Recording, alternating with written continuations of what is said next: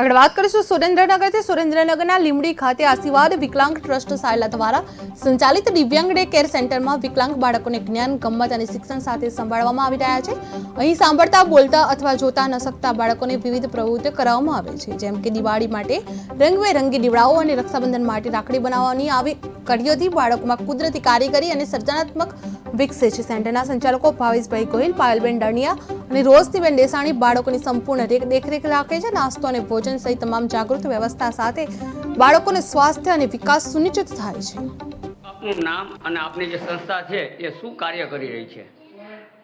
મારું નામ છે ભાવેશ ગોહિલ અને અમારી જે સંસ્થા રહી એ આશીર્વાદ વિકલાંગ ટ્રસ્ટ સાયલા સંચાલિત બહુવિકલાંગ બાળકોનું ક્ષમતા કેન્દ્ર, જેમાં દિવ્યાંગ જુદી જુદી દિવ્યાંગતાવાળા અંદાજિત 45 બાળકો આવે છે, જ્યાં તેઓને અમે day care centre, vocational centre અને ફિઝિયોથેરાપી સેન્ટર ચલાવીએ છીએ અને દિવ્યાંગ બાળકોને ગવર્મેન્ટના લાભ પણ અપાવીએ છીએ, સાધન સહાયના કેમ્પ કરીએ છીએ।